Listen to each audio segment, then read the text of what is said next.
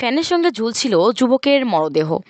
আমাদের প্রতিনিধি মোহাম্মদ রাসেল শেখের নড়াইল জেলা থেকে পাঠানো ভিডিওচিত্রে থাকছে বিস্তারিত। নড়াইলের লোহাগাড়া উপজেলায় ফ্যানের সঙ্গে ঝুলন্ত অবস্থায় রাহাত কাজী ৩০ নামে এক যুবকের মরদেহ উদ্ধার করা হয়েছে। শনিবার ৩ মে সকালে উপজেলার পাচুরিয়া গ্রামে নিজ বাড়ি থেকে ওই যুবকের মরদেহ উদ্ধার করা হয়। পরে পুলিশ মরদেহ হেফাজতে নেয়।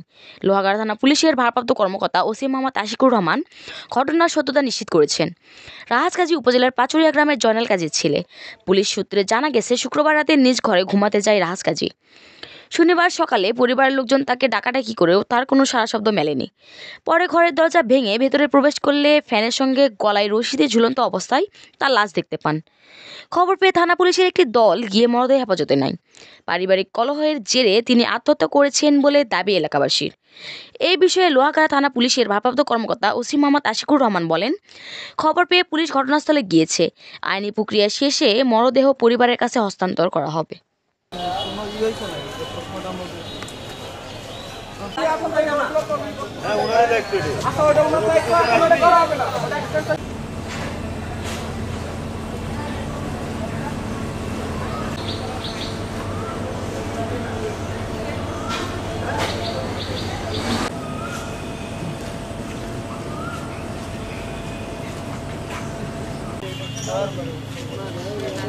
ওর মাথা থেকে গামছা সরান লাগলো তো হ্যাঁ